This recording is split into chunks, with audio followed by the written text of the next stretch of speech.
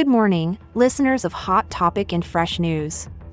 Today, May 1st, 2024, we bring you a major update from the international scene.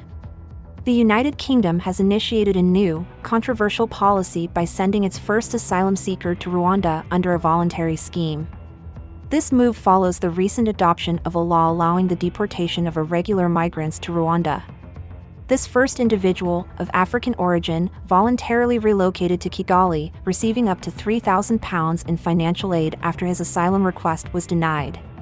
In local news ahead of the upcoming elections in England and Wales, the Conservative government, led by Prime Minister Rishi Sunak, is facing scrutiny as it fulfills its promise of stopping the boats amidst predictions of substantial losses to the Labour Party.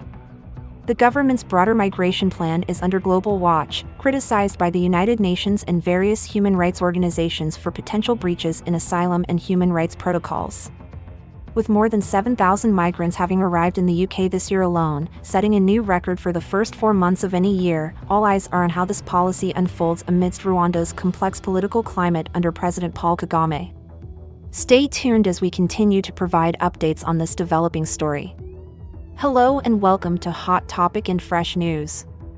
I'm your host Emily, bringing you the latest and most critical news updates. And I'm David News Talk, here to provide insights into today's topics. Make sure you're subscribed and have notifications turned on so you never miss an update from us. Now, let's dive into the headlines.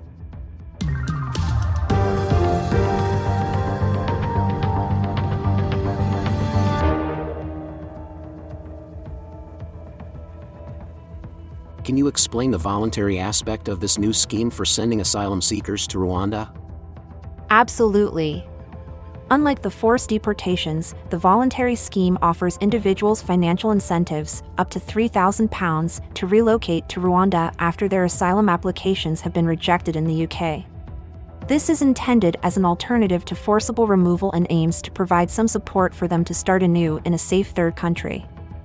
How does this relate to the UK government's larger migration strategy? This move is part of a broader strategy by the UK government to control and manage migration more effectively. By offering a voluntary scheme and planning forced deportations, the government aims to deter illegal crossings of the English Channel. It's positioned as a solution to manage the record-high numbers of migrants arriving this year. What's the public and international reaction to these policies? The reactions have been mixed and quite polarized. Internationally, organizations like the United Nations and various human rights groups have criticized these plans, citing ethical concerns and possible violations of international asylum protections.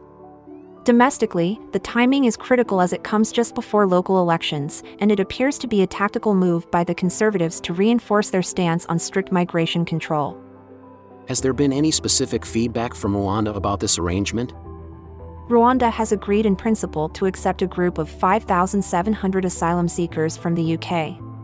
The country presents itself as stable and capable of integrating these individuals. However, there are ongoing debates and criticisms about Rwanda's human rights record, which complicates the perception of this agreement. What should we expect next in this unfolding situation? Moving forward, we should keep an eye on the implementation of these policies, the outcomes of the upcoming local elections, and the continuing international response. It will be crucial to see how these strategies affect both the political landscape in the UK and the lives of the migrants involved. How do the claims of stability and modernity in Rwanda align with the criticisms from rights groups?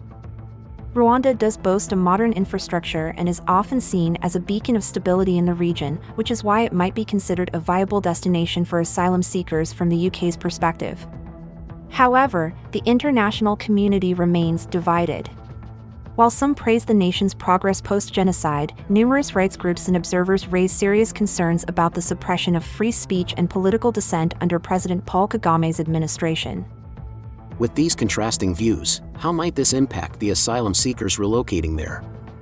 That's a critical question. The promise of stability and modern infrastructure could indeed offer a new beginning for some. However, the allegations of human rights abuses could pose a significant risk, potentially making the asylum seekers' new life in Rwanda precarious. Monitoring how these individuals are treated and how their rights are respected will be crucial in assessing the effectiveness and ethical standing of this policy. As this news continues to unfold, what should our listeners keep an eye on in the coming weeks? Listeners should watch for further statements from both the UK and Rwandan governments, reactions from international human rights organizations, and reports from the ground in Rwanda about the conditions and reception of the asylum seekers. These elements will provide a fuller picture of the situation as it develops. Thanks for tuning into Hot Topic in Fresh News today. We've delved into the significant and contentious developments in UK migration policy and its international implications. Your presence and engagement with our discussions make all the difference.